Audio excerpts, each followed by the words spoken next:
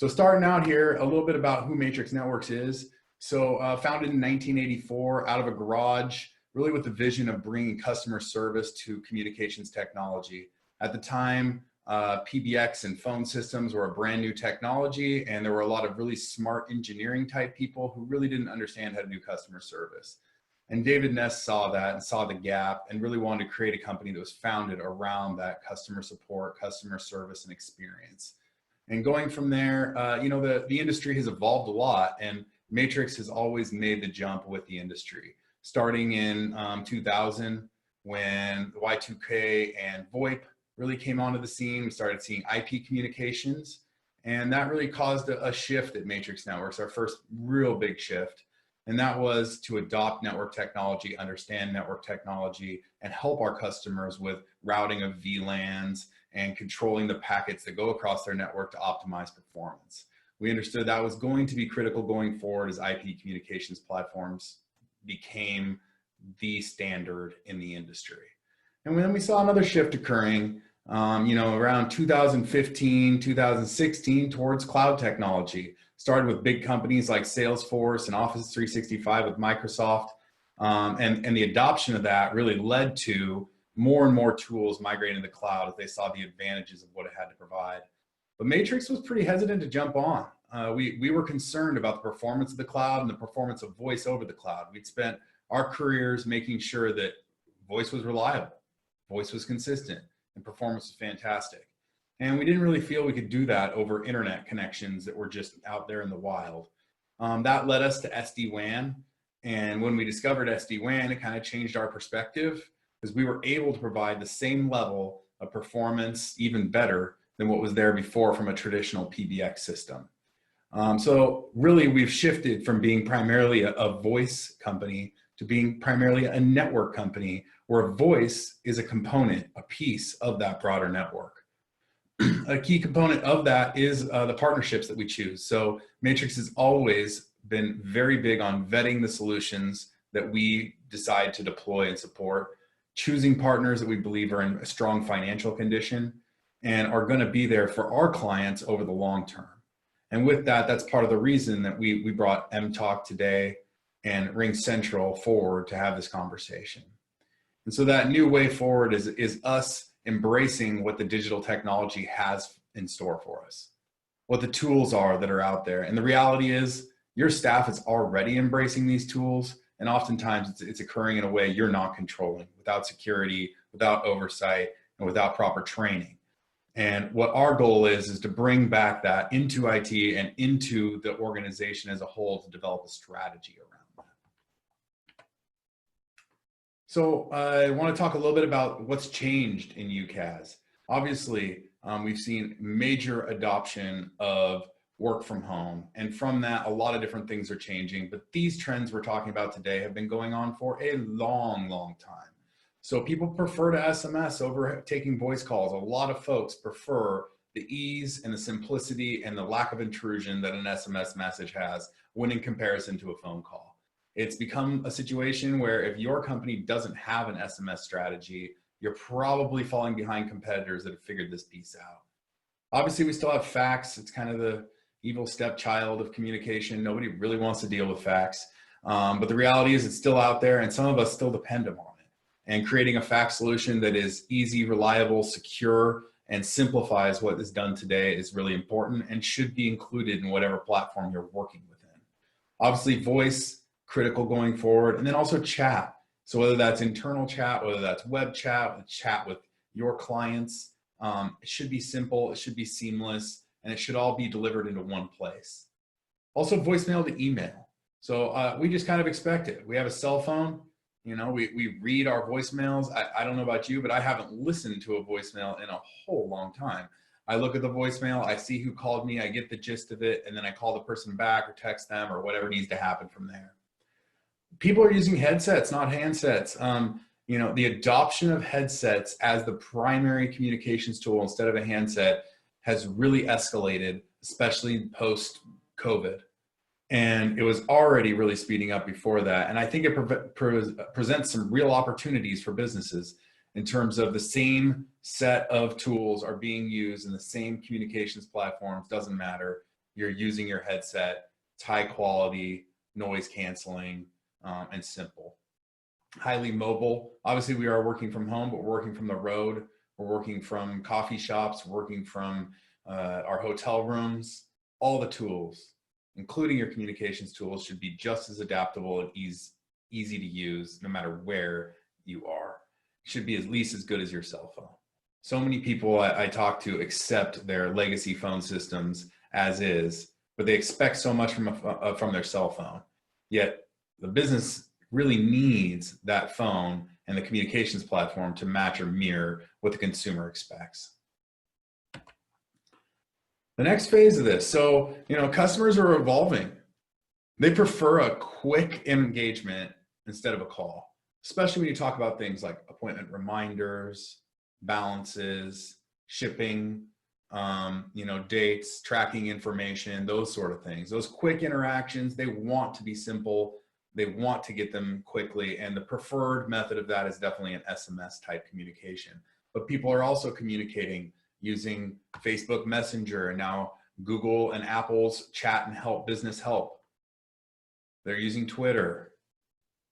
They're using your website with web chat, and they want to be able to communicate and meet wherever they prefer. And it's critical as businesses that we identify what those channels are that our customers prefer to communicate on, and we adopt them so that we can make engagement with our clients easier and easier. Intense integrations is another piece of this. Really important that you integrate the different platforms to your communications platform. The most obvious of that being your CRM or ERP systems that you use. By doing that, you gain a lot of analytics. You can see how many touches does it take to support a client or to sell to a client. See what kind of time it takes to deliver to a larger client or a smaller client. You can start to see patterns and make decisions based on those. Like, hey, we haven't touched these particular clients or talked to them in such a long time. We need to go ahead and make calls out to them. And let's queue that up automatically and set a criteria for that. Also, adding in IoT devices is a big next phase piece of this. It's going to lead to better monitoring, better support, better opportunities for upsell, and a better customer experience. An example of this is, there's a pest control company we've worked with. What they do is they have, rat traps and different types of animal traps for pests that they put up across the metro. And as they do that, these traps go on. In the past, they'd have to go check each trap on a kind of cycle basis. Now they use IoT. It SMSs them when a trap has been released, and they then can go specifically to the traps that have been identified. Saves them a lot of time, less rats sitting in cages longer, better experience for everybody. Another big piece of this is going to be that AI piece. And we always think of Skynet and kind of spooky stuff when it comes to AI. And the reality is AI today is very much what we program it to do and what we control and how we want it to function. But the ability to be able to provide an experience to a client that feels like a human experience, but is conducted with the intelligence and speed of a computer, can provide huge benefits both to your organization and to the client. I'd be remiss if we didn't talk about Microsoft Teams.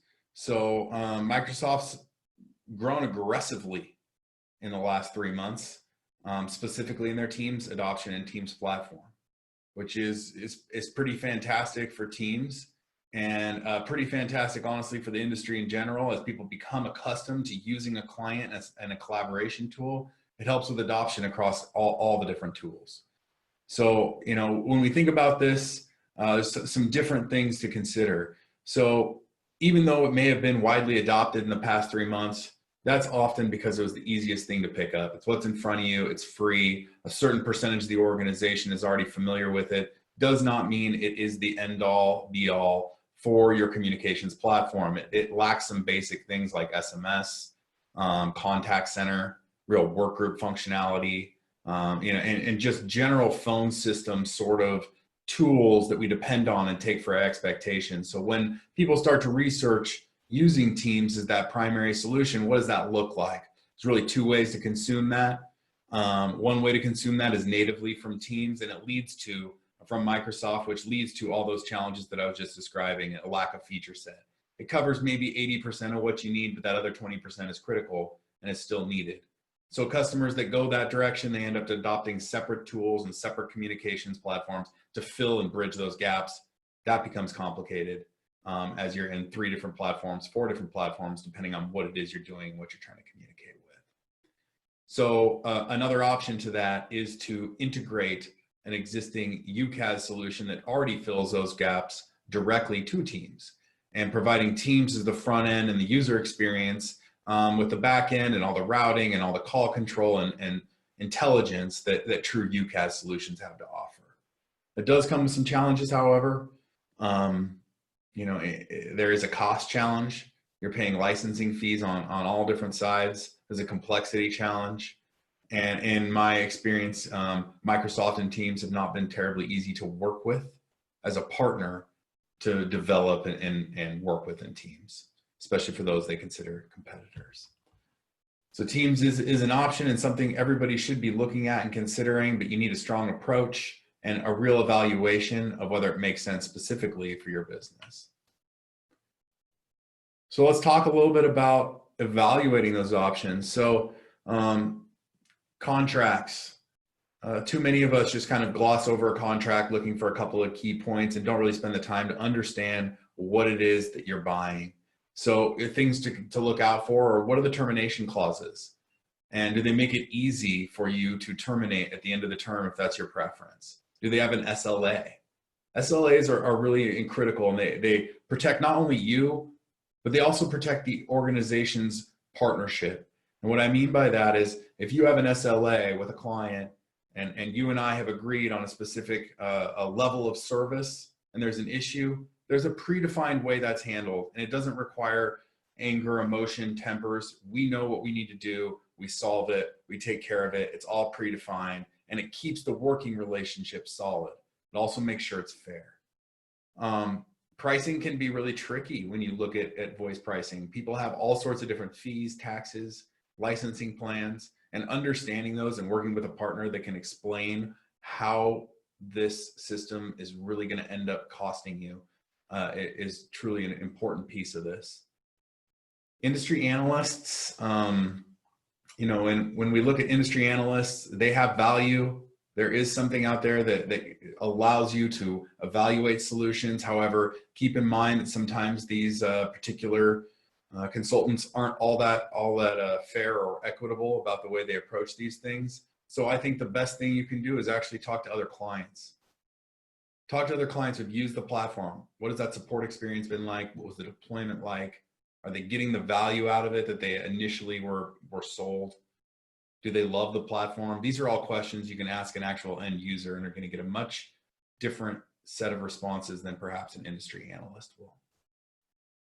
And then obviously deployment and training at Matrix, we truly believe that is the most critical piece of any phone system success.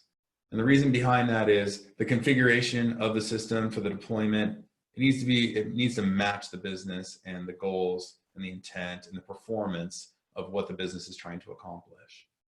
And also the training, if the end users don't understand the tools, don't know how to adopt the tools, don't know how to best use them, the value that you're hoping to gain from making a migration is lost. Matrix takes this really seriously, and we have whole programs dedicated to making sure that the deployments and the training are fantastic, and that at the end, you check the boxes of what your goals were. So connectivity best practices, we've learned a lot, having done this quite a bit. So I want to say there's a bad, good, better, and best way to do UCaaS. Bad, single internet circuit. Oh, well, I just got a big fat fiber circuit. It has plenty of bandwidth. I'm sure it's just going to be fine. The reality is that even in those environments, there can be performance problems related to jitter, loss. There can be downtime. And with having no redundancy and no backup plan, you're really putting yourself out in the wind.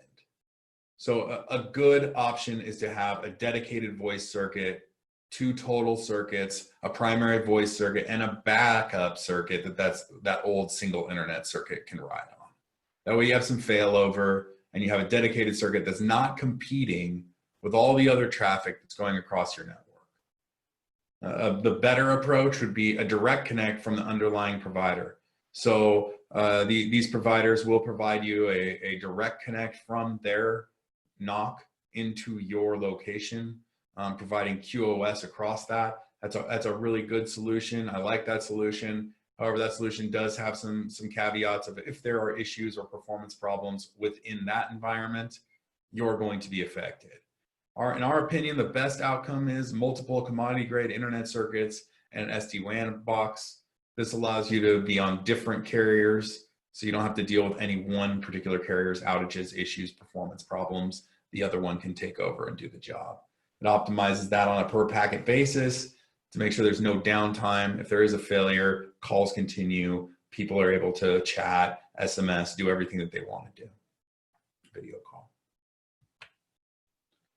All right, so just a quick introduction of the different players we're gonna have here. So we have MTalk, and the underlying provider there is Intermedia, is the backbone. MTalk is a platform that's wholly deployed, supported, managed by Matrix Networks. And then we have RingCentral, who has been in the industry for a long time, has been in Gartner's Magic Quadrant, and we consider to be the leader in development, R&D, and performance in the industry.